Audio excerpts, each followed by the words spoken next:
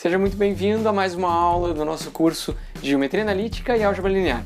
Na aula de hoje a gente vai começar o estudo das transformações lineares. Primeiro com transformações lineares arbitrárias. Preparados? Então vamos para a aula. Nós vamos agora começar o nosso estudo do que a gente conhece na álgebra linear como o estudo das transformações lineares. E a gente vai começar a generalizar transformações para algo um pouco mais arbitrário. Por quê? Porque a gente já viu transformações lineares antes, quando a gente estava estudando operações como essa daqui, que a gente agora vai identificar como sendo uma transformação matricial. O que acontece quando a gente multiplica uma matriz M por N, tá? Então M linhas por N colunas, por um vetor X que está no Rn, então tem N elementos. A gente vai ter o resultado dessa operação vai ser um outro vetor do Rm. Como assim, professor? Olha só. A gente vai dizer que essa operação aqui, ela é uma transformação gerada pelo vetor, pela matriz A, e ela transforma um vetor do Rn no Rm. Certo? Então o vetor X que está no Rn, ele vai resultar em um outro vetor do Rm. Isso aí a gente já sabe.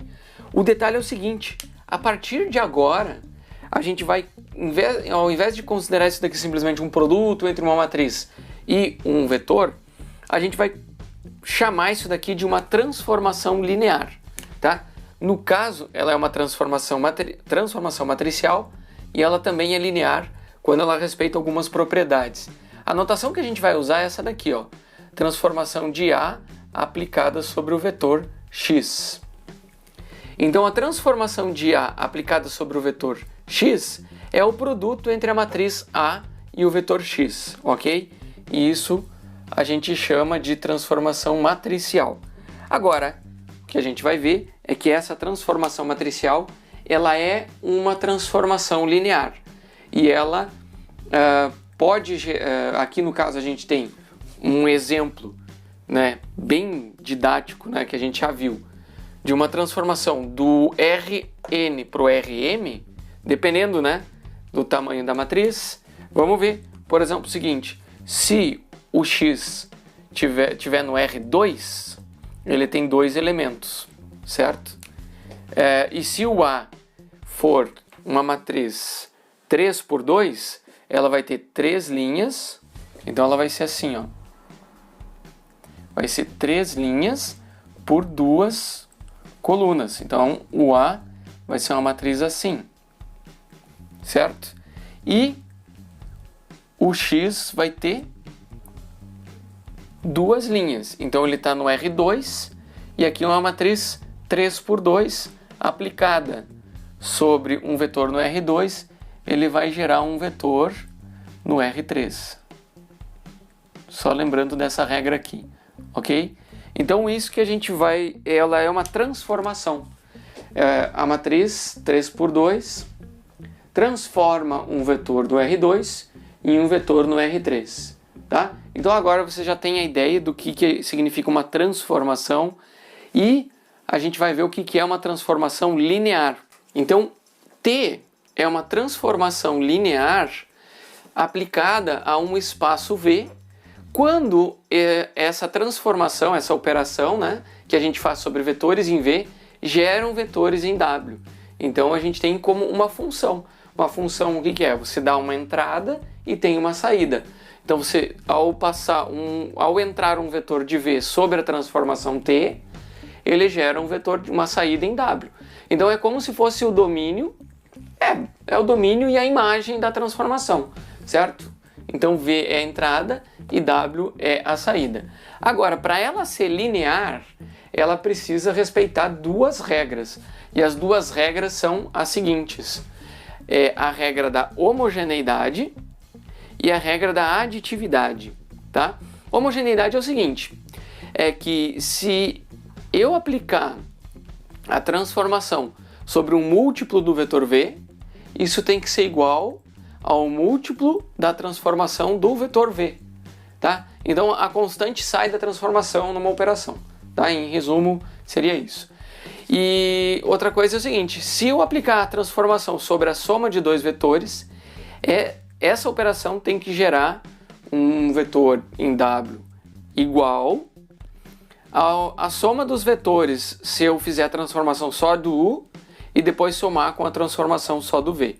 Tá? Então é só se respeitar essas duas regras que a gente chama de transformação linear. E as transformações matriciais respeitam essas regras, a gente já estudou as propriedades das matrizes, das operações matriciais, e quando a gente aplica o produto de uma matriz com um vetor, se a gente aplicar a matriz vezes um múltiplo do vetor, isso é igual ao multiplicador vezes o produto da matriz com o vetor. Então essa homogeneidade é válida. E da soma também, tá? E aí, se vocês têm dúvida, vão ter que dar uma revisada lá nas propriedades matriciais. Mas essa aqui é a definição que a gente vai trabalhar a partir de agora.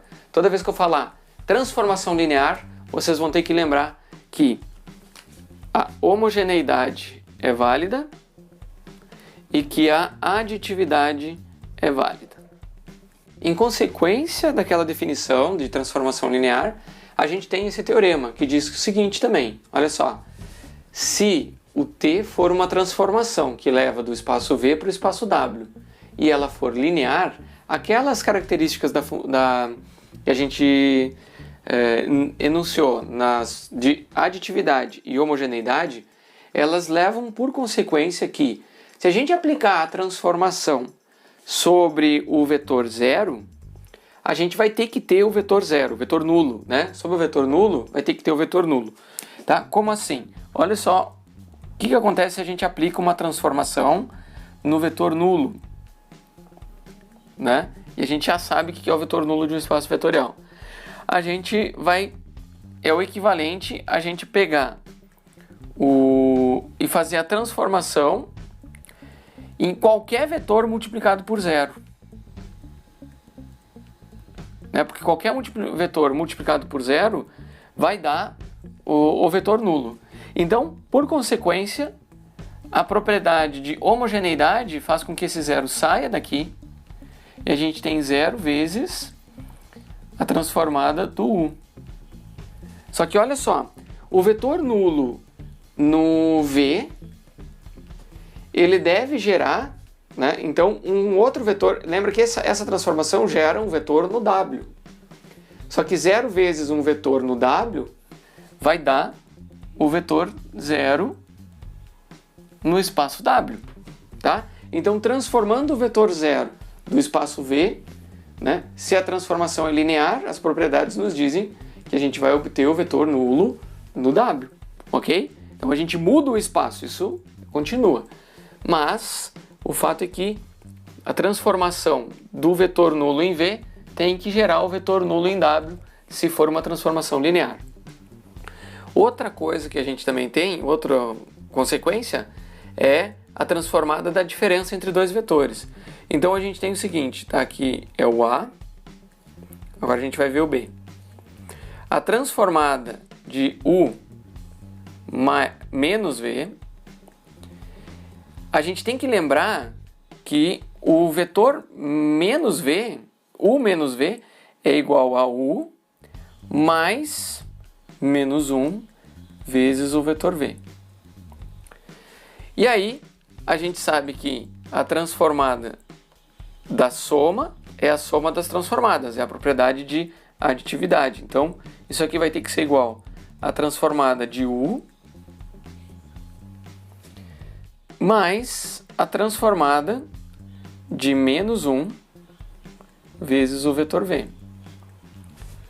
Só que o menos 1 é uma constante e pela aditividade ele sai. Então a gente tem a transformada do vetor U, e aí o menos com menos aqui vai dar menos, menos com mais vai dar menos 1 vezes a transformada do vetor V. Então está aqui a nossa demonstração. Essas são consequências da do que a gente considera uma transformação linear, né? A transformada no vetor nulo em V vai dar o vetor nulo em W, e a transformada da diferença dos vetores em V vai dar a diferença das transformadas, que são vetores em W. Vamos ver alguns exemplos de transformações lineares. A primeira é a transformação matricial, né? Todas as transformações matriciais, elas são lineares graças às propriedades das operações matriciais. E a gente pode ver o seguinte: se a transformação de um espaço V para o espaço W, sendo que V é o Rn e o W é o Rm, ela pode ser escrito como aquela operação matricial que a gente estava falando antes. Então, as transformações matriciais são transformações lineares. Agora vamos ver um outro tipo de transformação que também é linear. É a transformação nula. Como assim transformação nula, professor? Imagine que a gente tem uma transformação que pegue os vetores do espaço V e leve para o espaço W. Só que, sempre que a gente aplica essa transformação em um vetor de V, a gente chega no vetor nulo de W. Então, essa é o que a gente chama de transformação nula. Então, quais são as propriedades? Linearidade e aditividade. Aditividade e homogeneidade. Se a gente aplica a transformação num vetor U, vai dar o vetor nulo. Se a gente aplica a transformação no vetor V, vai dar o vetor nulo. Se a gente aplica a transformação num vetor K vezes V, vai dar o vetor nulo. Então, qualquer transformação que a gente aplicar vai dar o vetor nulo, certo? Então, se a gente fizer a transformação na soma,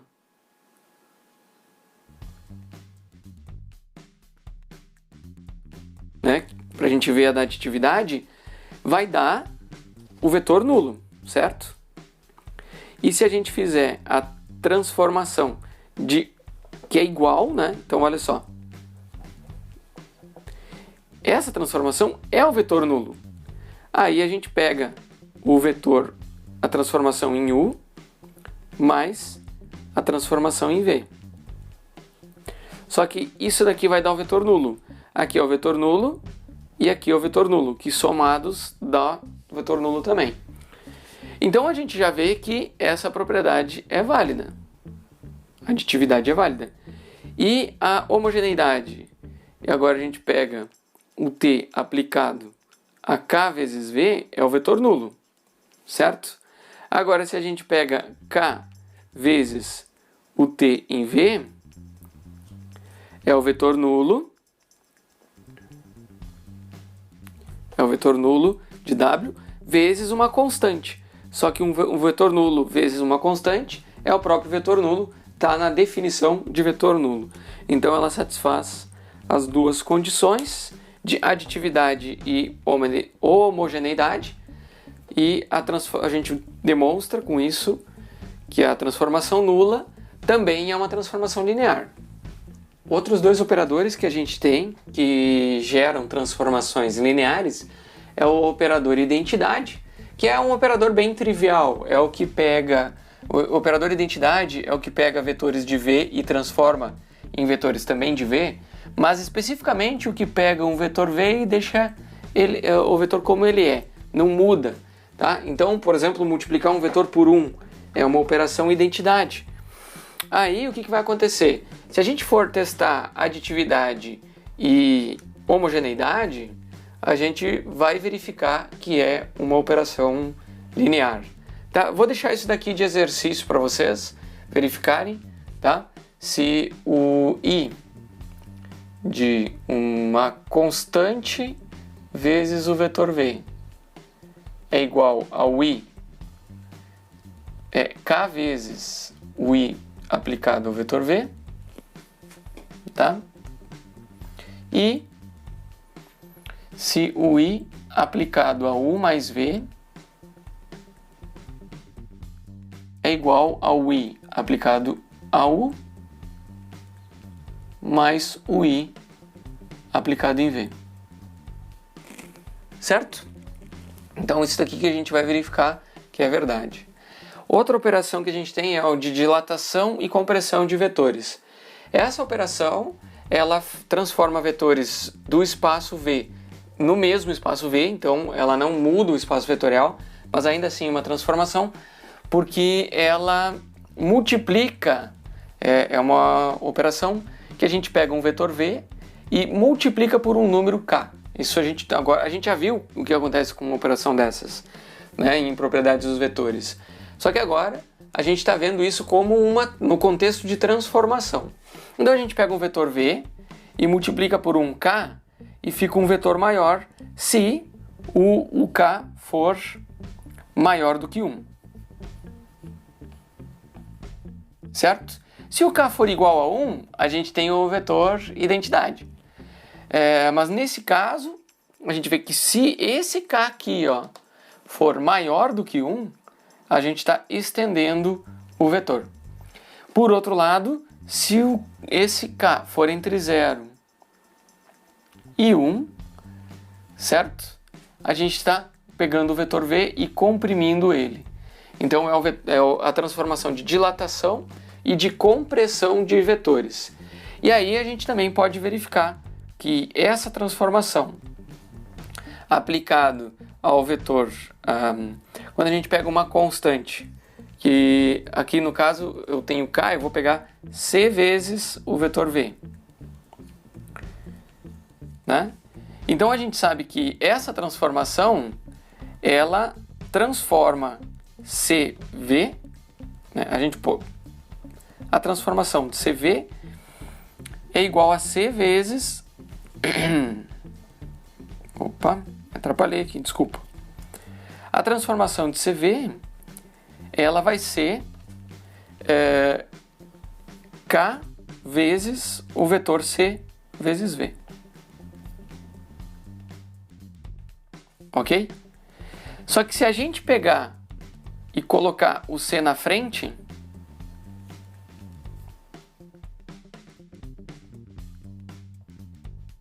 a gente vê que K vezes V é a própria transformação do V.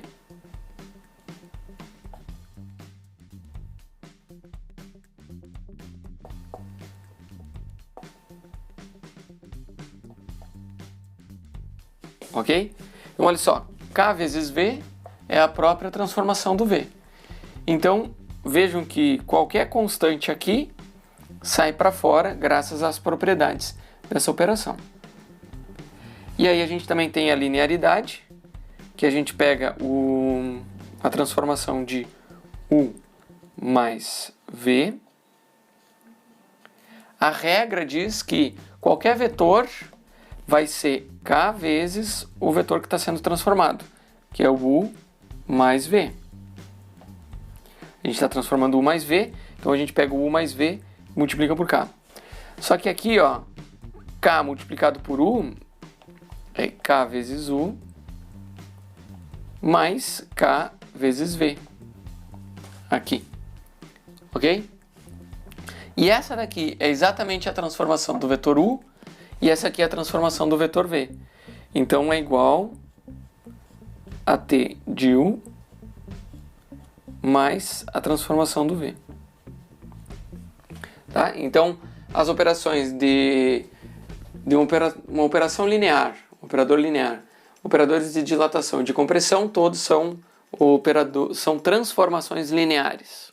Vamos olhar essa transformação, que é uma transformação possível, possível de ser aplicada sobre o espaço dos polinômios Pn, que leva o espaço do polinômio, um vetor do Pn, para um vetor no Pn mais 1. Tá? Como assim? Digamos que o Pn... Bom, a gente sabe que o vetor geral, o vetor arbitrário do espaço Pn é um polinômio de ordem n, que pode ser escrito como sendo um C0 mais um C1x, mais um C2x ao quadrado, mais tantos quantos termos forem necessários, mais um Cnx na n, ok? E n é a ordem do polinômio, e também é o grau máximo do espaço aqui. Digamos que a gente tem uma transformação que leve do Pn para o Pn mais 1, definida da seguinte maneira. A gente pega aquele polinômio e multiplica por x. A gente poderia multiplicar por x mais 1, a gente poderia multiplicar por x menos 8, mas a gente vai multiplicar só por x. E essa operação, que é pegar esse polinômio e multiplicar por x, a gente vai ter o seguinte. A gente vai ter C0 x mais C1 x ao quadrado mais todos os termos até o Cn x, aí a gente multiplica por 1, tem mais um x, então a gente soma 1 no expoente. E agora esse novo polinômio está no Pn mais 1, certo? Então essa é uma transformação que a gente vai verificar a linearidade, é bem simples, na verdade.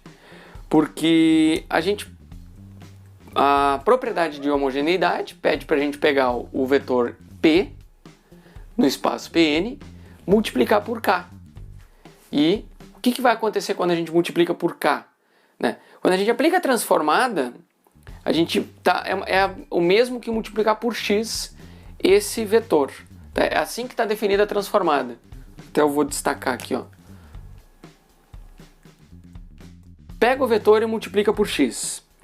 Então a gente tem k vezes o polinômio, a gente vai multiplicar ele por x. Então a gente pega x vezes k vezes o polinômio, que eu até vou escrever p de x.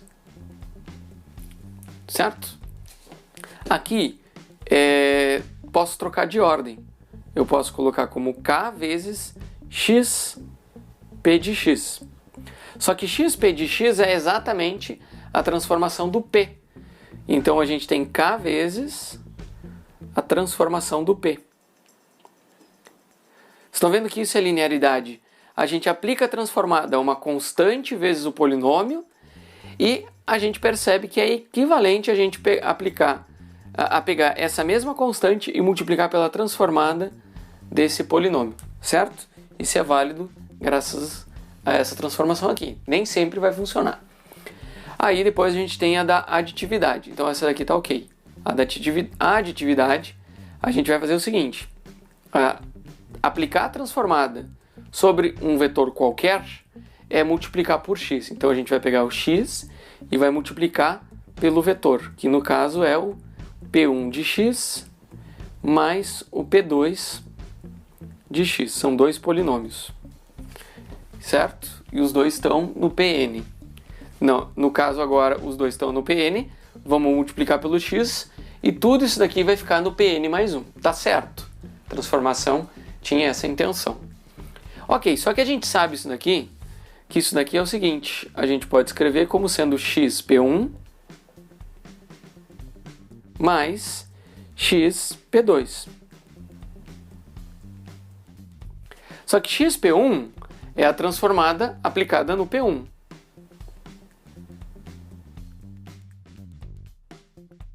E o xp2 é a transformada aplicada no P2.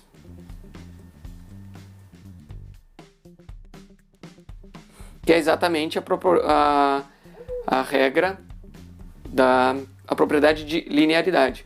Você aplica a transformada na soma e você é o equivalente a ter a soma das transformadas aplicadas individualmente.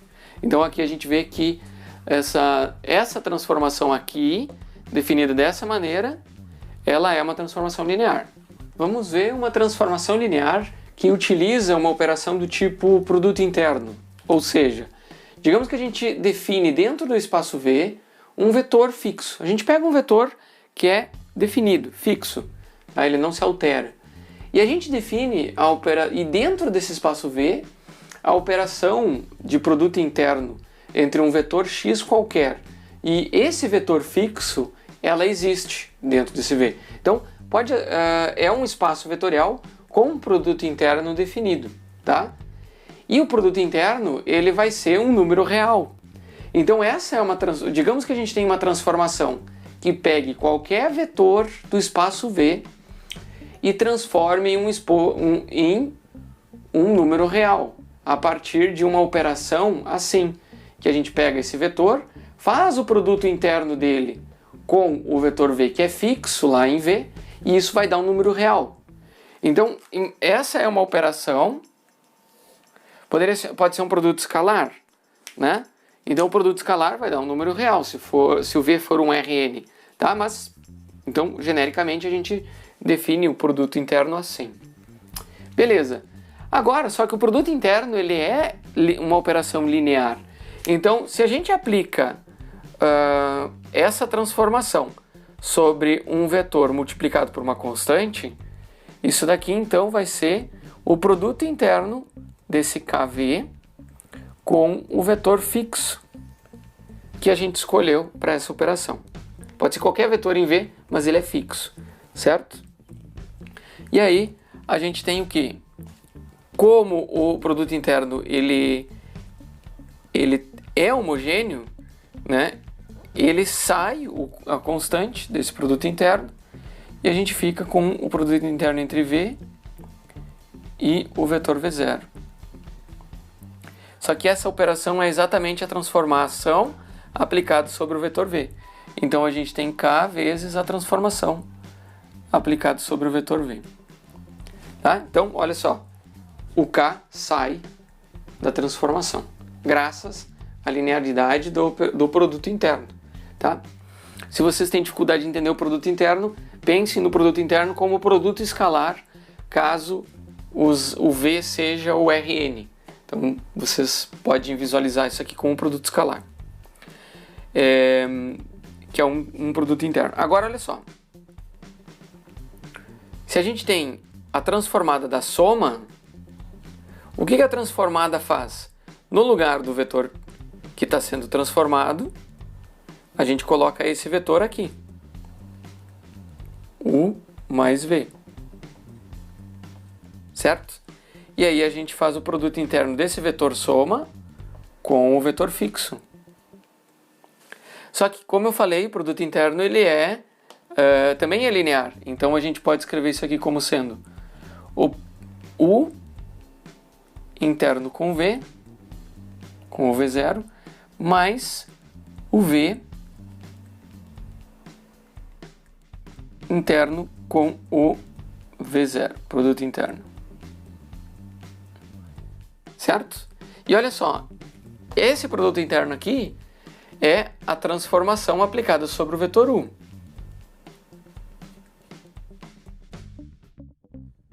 E esse produto interno é a transformação aplicada sobre o vetor V. Certo? Então aqui a gente demonstra, graças à propriedade do produto interno, que se a gente define uma transformação por uma operação assim, ela também pode ser linear, ok? Lembrando que a gente só vai ter certeza se ela é linear se a gente verificar essas duas propriedades aqui. Então aqui a gente tem duas transformações que podem ser aplicadas sobre espaços matriciais. Da seguinte maneira, imagine que M, a gente pega as matrizes N por N. Então a gente tem o M, NN, as matrizes quadradas, certo? E a gente quer ver se a transformação que a gente pega, aplica sobre a matriz A e obtém a matriz transposta, ela é linear. E depois a gente vai ver se a transformação de pegar a matriz A e obter o determinante de A é uma transformação linear. Primeiro, com a de cima. O que a gente tem que ver? O que acontece se a gente pegar a transformação que a gente chamou de T1 e aplica a uma constante vezes a matriz A? A gente está vendo que essa transformação ela está pegando essa matriz que está aqui dentro da transformação, que é no caso o K vezes A, e gerando a transposta. Certo? Só que no caso, uma constante vezes uma matriz, e a gente tira a transposta dela, é igual a uma constante vezes a transposta da matriz. Só que a transposta da matriz é exatamente a transformação. Então a gente tem o K vezes a transformação da matriz. Tá? A transposta, aqui pelo menos para homogeneidade, ela respeitou. Agora, a aditividade, a gente vai vir aqui, eu vou pegar T1 de A mais... eu vou de A mais B, isso. Então a gente tem uma matriz A, M por N, N por N, quadrada, e uma matriz B também quadrada, N por N. E a gente aplica aquela transformação. Então o que a gente vai obter? A gente vai obter a transposta da matriz que está sendo transformada, que é essa soma. Ok? Então a gente pega isso daqui que está aqui dentro e faz a transposta. Essa é a operação que foi dada nessa T1. Agora, olha só, a transposta, quando a gente pega a soma, a transposta da soma, a gente sabe, por propriedade das transpostas, que é a soma das transpostas.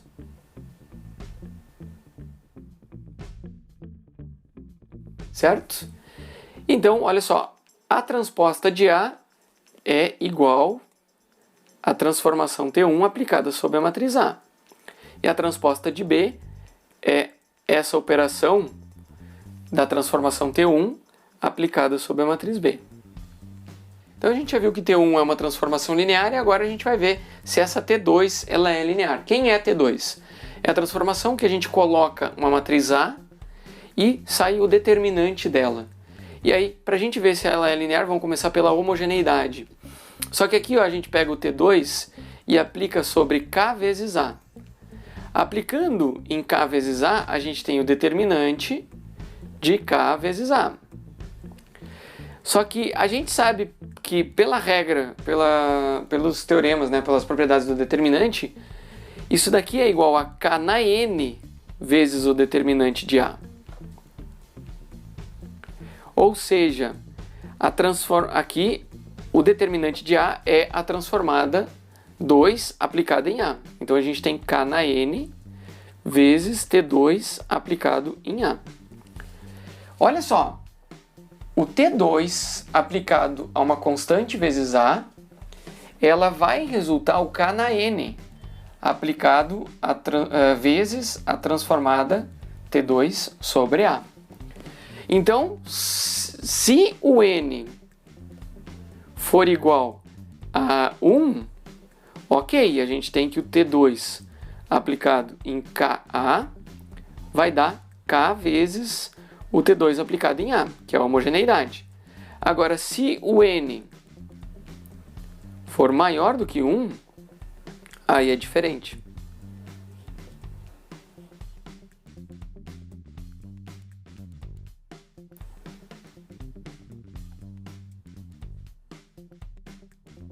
Assim.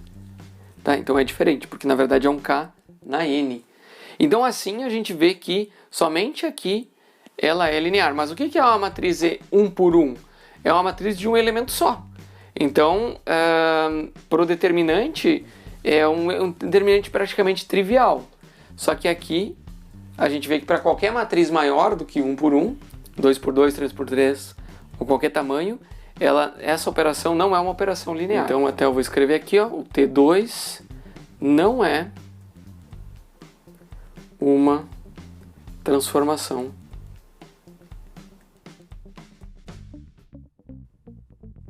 linear. Ok? Vamos imaginar uma transformação do tipo translação. O que é uma transformação do tipo translação? Tá? Vamos imaginar que a gente vai fixar um vetor não nulo x0 no R2. Tá? Então a gente tem o plano R2, a gente tem o x0 e ele está fixado. Ok? Aí a gente faz uma transformação que é basicamente somar o vetor x que a gente está colocando para sofrer a transformação num vetor que é x mais o x0. Então quando a gente pega o x e faz mais o x0, a gente pega esse ponto e translada ele paralelo ao x0. A gente sobe ele aqui. E aqui tem o x mais x0. Veja bem, se a gente vem com um vetor x que aponta para cá, ele sobe para cá. Se eu venho para cá, ele sobe para cá. Sempre paralelo ao x0. Ok? Então isso vale para qualquer vetor x. A gente soma com x0, é uma operação de translação. Como que a gente vai verificar se a translação é linear ou não? A gente pode fazer a propriedade da homogeneidade a gente pode fazer a linearidade. Se ela falhar em uma delas, já não é uma transformação linear. Só que a gente também tinha o seguinte, que se a gente transforma o vetor 0, ele tem que dar o vetor 0. Isso é uma característica daquelas propriedades, uma consequência daquelas propriedades. E a gente viu isso na forma de um teorema. Então o que acontece se a gente aplica essa transformação no vetor nulo, no vetor 0? Isso aqui vai dar 0 somado ao vetor x0. Só que 0 somado ao vetor x0 é o vetor x0, que é diferente do vetor 0. Certo? Lembra, ó, se a gente põe um vetor nulo dentro da transformação, isso tem que sair o vetor nulo. Só que aqui no caso, não saiu. O que significa que ela não é linear, ok? Então aqui é uma outra forma de a gente verificar se é linear ou não, é verificando a propriedade do vetor nulo. Essa daqui é bem evidente, certo? Por isso que a gente usa ela. Vamos olhar agora esse teorema que se aplica a transformações lineares. Veja como a gente constrói esse raciocínio aqui, ó. Se T é uma transformação que leva vetores de V para W, né, e for uma transformação linear, se V for um espaço de dimensão finita e S for uma base para V, tá? O conjunto de vetores V1, V2 até Vn for uma base de V, então a imagem de qualquer vetor em V pode ser escrita da seguinte maneira. O que é a imagem? É quando a gente dá uma entrada, isso é o domínio, né? Os vetores possíveis de entrar são o domínio, então no caso o V é o domínio. A imagem de uma entrada do vetor V, ela vai ser dada pela combinação linear das transformações dos vetores da base, só que os coeficientes C1, C2 e C3 que estão aqui, C3 e Cn, tá? Eles são os mesmos que escrevem esse vetor nessa base. Então esse é o teorema, fala sobre os coeficientes. E na verdade, notem como as propriedades de linearidade nos dizem isso diretamente. A gente pode olhar aqui, sendo V um vetor escrito com uma combinação linear de vetores de uma base, né, que é uma base do espaço onde o V está, beleza? Ele pode ser escrito assim. A gente aplica a transformação sobre V, é a mesma coisa que a gente aplicar a transformação sobre cada um dos termos e a constante sai da transformação, porque ela é linear. Então aqui é basicamente as duas propriedades aplicadas, a de homogeneidade e a de aditividade. Então aqui, esse teorema aqui está coerente com o que a gente está vendo até agora, para transformações lineares. Agora a gente vai ver um exemplo bem mais específico. A gente já viu que transformação linear pode ser qualquer coisa desde que respeite a regra da homogeneidade e da aditividade. Respeitando as duas propriedades, a transformação é linear. E a regra de transformação, ela é livre, a gente cria a regra. Agora imagine essa situação aqui, ó, que a gente tem uma base V1, V2 e V3 para o R3, ok? Só que essa base aqui, ela é dada pelos vetores V1, V2 e V3, que são o 1, 1, 1, o 1, 1, 0 e o 1, 0, 0. Esses três vetores a gente já viu em outras aulas, que são uma base para o R3. E agora, olha só, digamos que a gente tenha uma transformação T, que ela é linear, e que ela transforma os vetores do R3 em vetores do R2. Qualquer vetor que a gente coloque para o R3, vai sair um vetor do R2. Só que a gente não tem a fórmula. A gente quer encontrar a fórmula para que a gente veja como é que vai ser o T se a gente dá qualquer vetor de entrada, né? Então a gente tem o X, é um vetor que tem x1, x2 e x3. Então a gente quer um vetor arbitrário, qualquer vetor que eu dê de entrada aqui, ele tem que sair um vetor, só que a regra de transformação a gente tem sobre a base. Como assim, professor? Olha, eu não tenho a fórmula geral, mas eu sei que se eu aplicar esse vetor 1, 1, 1 nessa regra, vai sair o vetor 1 e 0. Então ele saiu do R3 e foi para o R2. Se eu entrar com o vetor 1, 1, 0, vai sair o vetor 2, 1. Tá, mas de onde que eu estou tirando isso? É arbitrário. Tá? É a transformação que está nos dando. A pergunta é, será que a gente consegue encontrar uma fórmula que, dado que a gente entre o 1, 1, 1 e saia o 1 e 0, a gente entre o 1, 1, 0 e saia o 2 e 1, a gente entre o 1, 0, 0 e saia o 4, 3.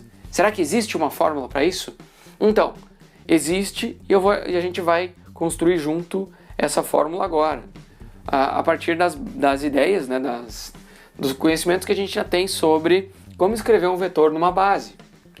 A gente vai começar fazendo o seguinte: como é que a gente escreve um vetor x dado por x1, x2 e x3 na base S, que é esses vetores aqui? Bom, a gente vai ter que ter um C1 vezes o vetor V1, que é 1, 1, 1, certo? A gente vai ter que ter uma constante C2 vezes o vetor 1, 1 e 0. Isso aqui a gente já fez várias vezes, né? Uma combinação linear de vetores da base, mais um C3 que multiplica o 1, 0 e 0. Bom, lembre, sendo esses três vetores uma base do R3, qualquer vetor do R3 pode ser escrito com uma combinação linear deles. Então tá aqui, ó, um vetor qualquer escrito com uma combinação linear desses vetores. Só deve haver um C1, um C2 e um C3 que vão multiplicar os vetores da base para cada vetor do R3. Tá?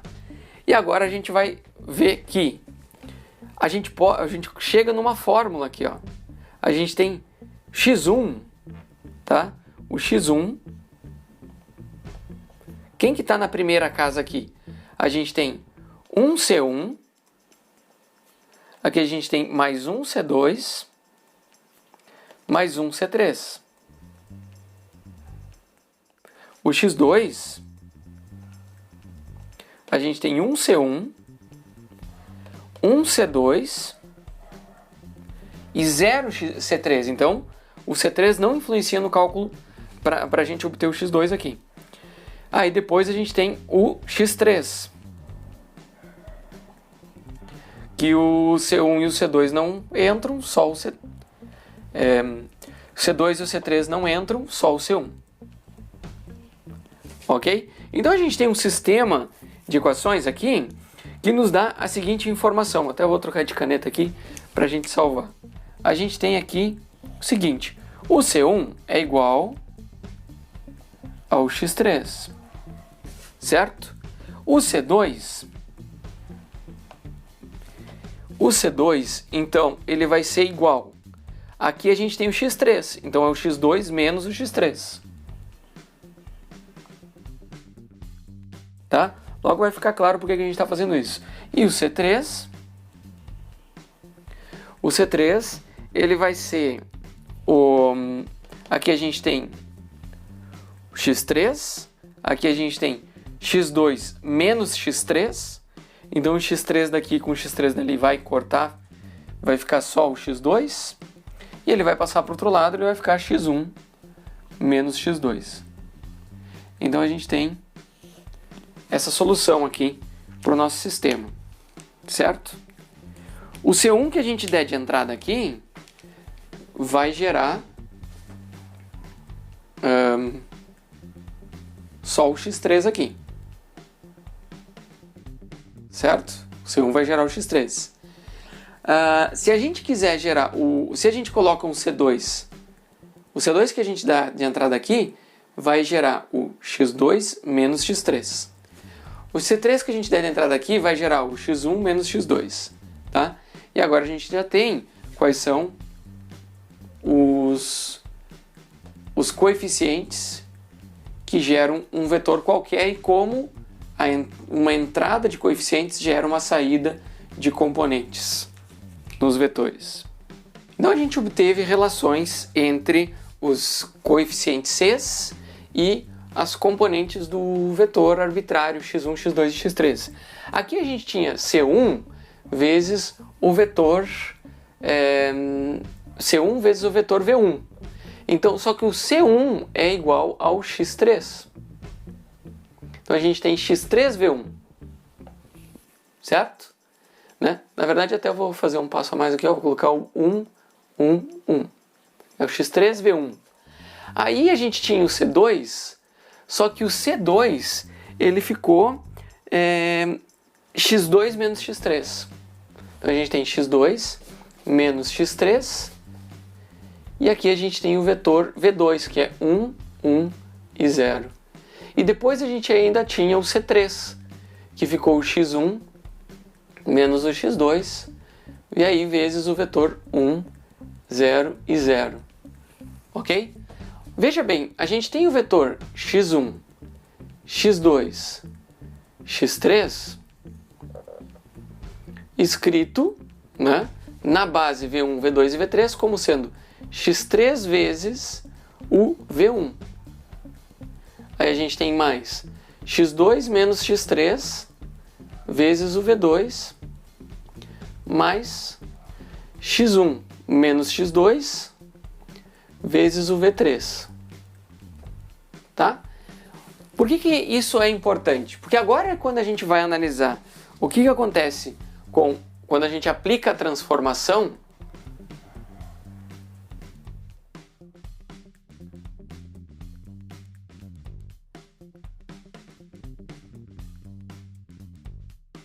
aplicando a transformação, a gente sabe as regras para transformar o V1, o V2 e o V3.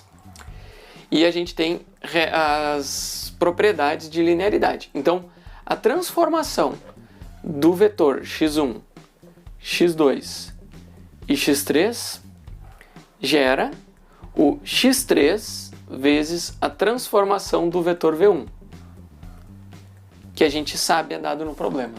Aí a gente tem mais o x2 menos x3 vezes a transformação no vetor V2, que a gente sabe também, certo?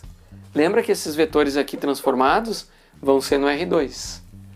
E aí, por último, a gente também tem o x1 menos x2 vezes a transformação do vetor V3. E agora vamos escrever, olha só, essa transformação vai ficar x3 vezes... Qual que é a transformação que o problema nos deu para o V1? Ele transforma no 1 e 0. Aí a gente tem o x2 menos x3 vezes a transformação do V2, que é o 2 e menos 1.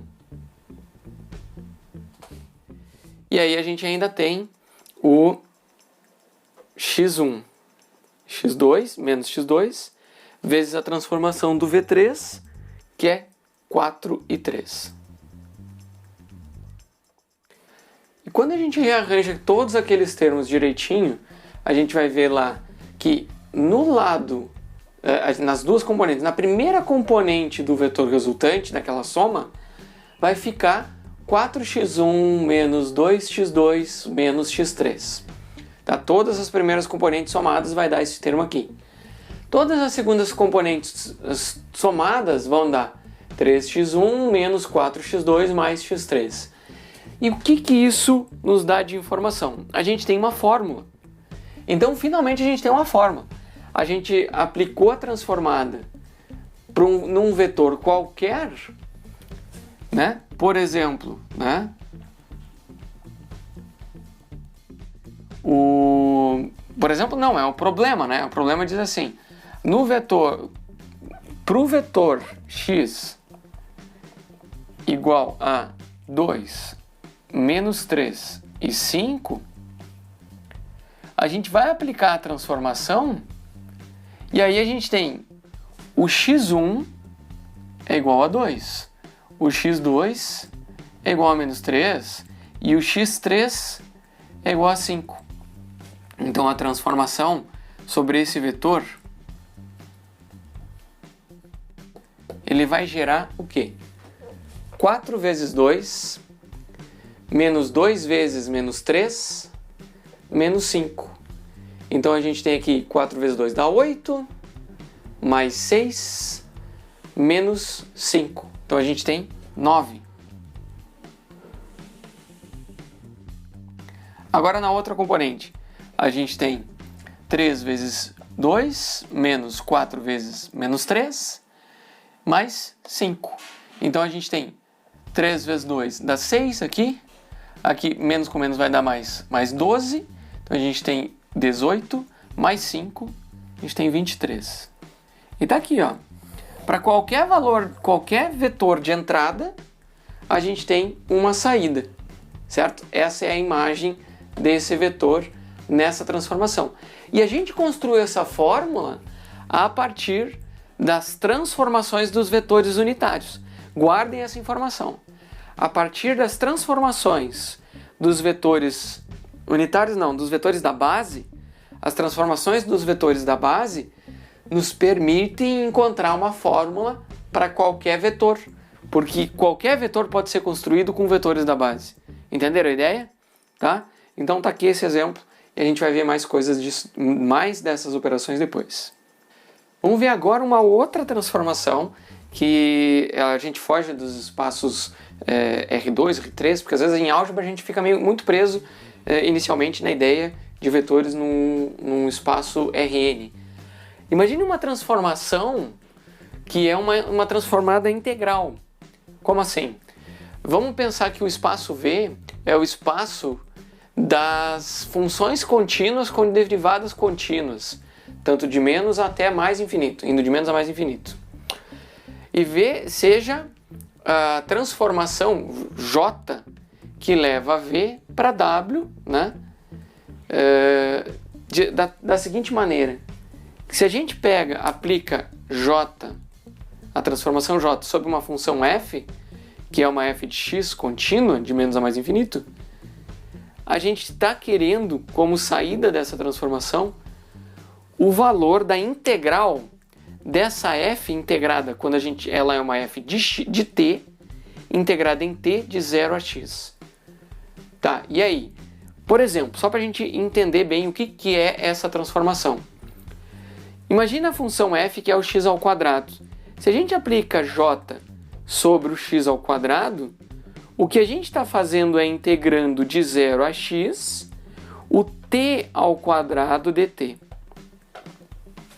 E integrando de 0 a x o t ao quadrado dt, a gente tem o t ao cubo sobre 3 aplicados nos limites de integração de 0 a x. Ou seja, a gente tem x ao cubo sobre 3 menos 0. Então, não tem constante de integração porque é uma integral definida. Ok? E essa transformação, a gente pode dar qualquer função de entrada, desde que ela seja contínua com derivada contínua, que a gente tem uma saída. Ok? Beleza.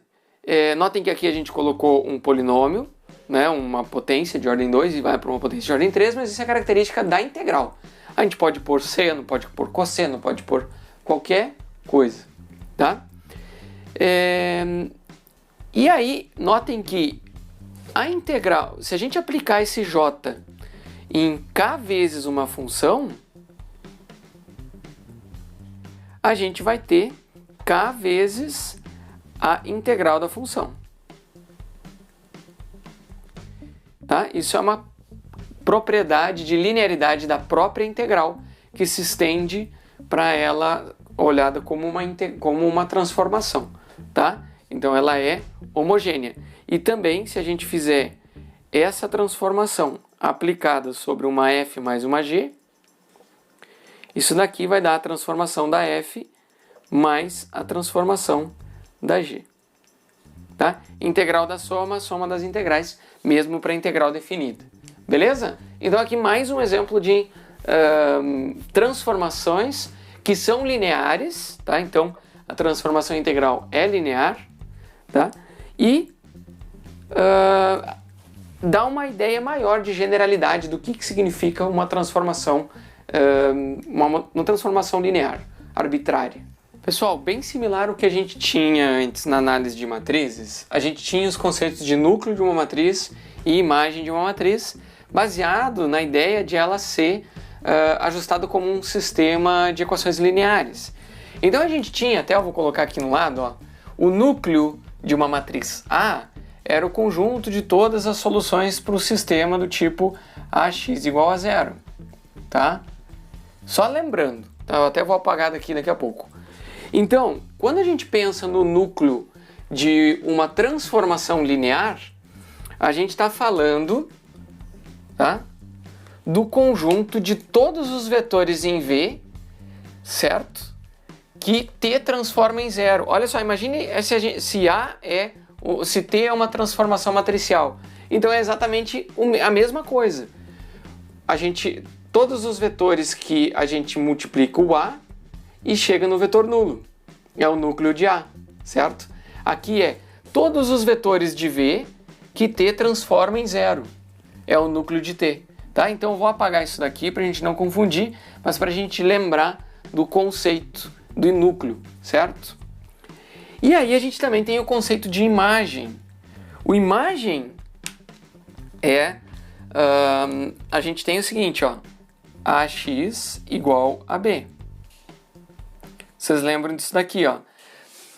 A imagem de A é o conjunto de todos os vetores B's que poderiam ser gerados a partir de um produto de A por um vetor qualquer.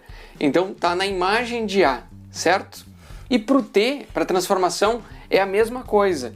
Então olha só, a imagem de uma transformação é o conjunto de todos os vetores em W, certo? Que são imagens de T por pelo menos um vetor de V. Então você coloca vetores, a entrada são os vetores de V, a saída são os de W, certo? Todos os vetores que são possíveis se obter, que a gente consegue obter do espaço W com uma transformação de um vetor de V a partir dessa transformação aqui, é a imagem da transformação. Pode ser que alguns vetores de W não sejam gerados nunca a partir de uma transformação como essa, ok? Então é basicamente a mesma ideia, tá?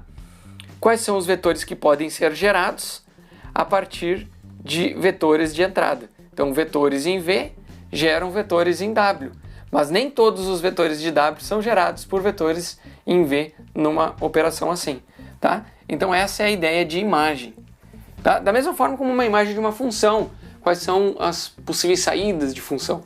Então só quais são os vetores que podem sair de uma transformação T, certo? E aqui a gente tem os conceitos de núcleo e de imagem. E a gente chega nesse teorema que diz o seguinte: seja uma transformação de V para W uma transformação linear, o núcleo de T é um subespaço de V, certo? Porque a gente tem as entradas, né?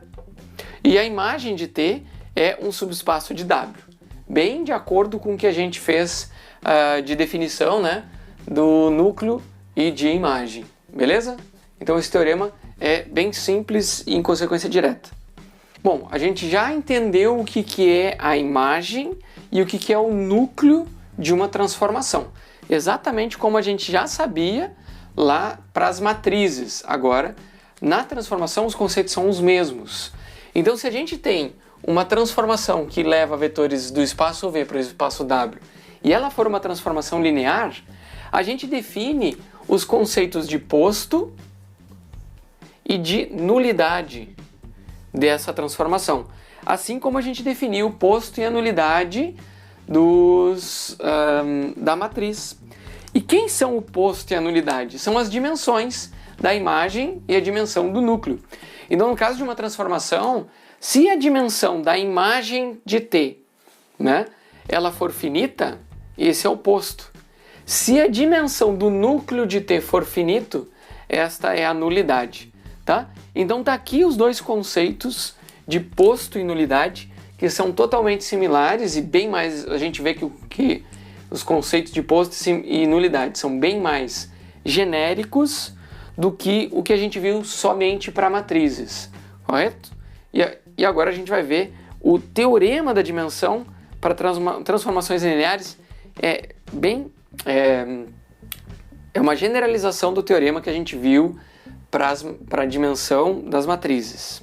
E para encerrar o que a gente está estudando sobre as transformações lineares, o teorema da dimensão ele vai nos dizer o seguinte, que assim como a gente tinha essa relação de posto e nulidade de uma matriz era igual à dimensão dessa matriz, agora a gente vê que esse é um conceito mais genérico aplicado a transformações lineares.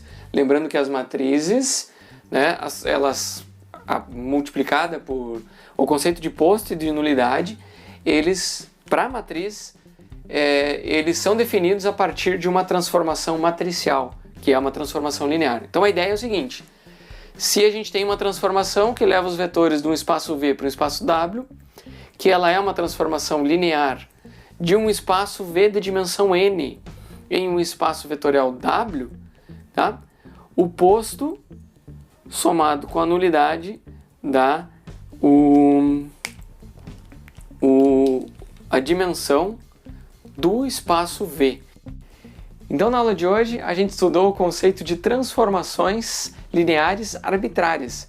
E na próxima aula, a gente vai estudar o conceito de isomorfismo dentro da ideia de transformações lineares. Lembrando que agora é com vocês, façam os exercícios, deixem suas dúvidas no fórum da disciplina e sempre que tiver oportunidade, ajuda alguém a aprender um conceito, porque assim você também vai aprender. Então, com isso, a gente vai encerrar nossa aula. Um abraço e até a próxima!